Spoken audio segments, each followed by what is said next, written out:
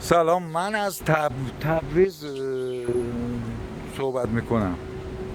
تبریز اینجا خیابون ولیعصره. ما اومدیم گواهینامه‌مون عوض کنیم.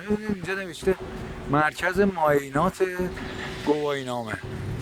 یه دفعه الکی ایراد گرفته که برو عینک تو عوض کن. ما بلند شدیم رفتیم پیش دکتر. دکتر گفته عینک چشمت زیاد فرقی هم نکرده، ولی عینک رو چیز کرد، عوض کرد. 5 میلیون آب خورد. ما هم بیمه تکمیلی هستیم، رفتیم بیمه هم یه قرون نداد. ریدم به این جمهوری اسلامی. بعد بیمه هم به ما پول نداد. اومد عینک 5 میلیونی هم زدیم اومدیم اینجا. این فرقه توکل همه جا خودی غیر خودی داره.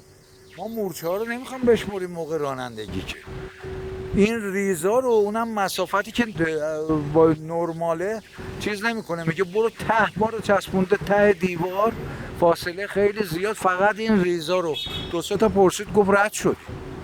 گفتیم آقا جان چی داری میگی؟ دوباره رفتیم اونی که عینک صادر کرده بود، رفتیم پیش اون دکتر. گفتیم آقای دکتر این دکتر فرقه تبکر ما رو الکی رد میکنم معاینه چشم. گفت گوه خورده تو چشمت، مشکلی نداره. حالا این گوه خورده اونم ما تکلیف ما چیه؟ چندمین بار، 4 بار ما اومدیم اینجا، 5 میلیون هم عینک به ما ضرر زدن.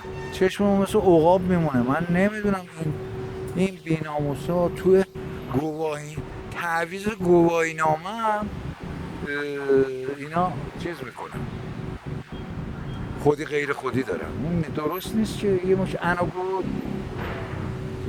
جیر خور رو برداشتن آوردن دار دسته خودشون گذاشتن اینجا. بعد میای گواهینامه عوض کنی، هم پول میگیره ازت، هم اینجا بازیت میدن. اینو میذارم برای اینستا، تیک توک، یوتیوب، مردم ببینن چه خبره این شهر خراب.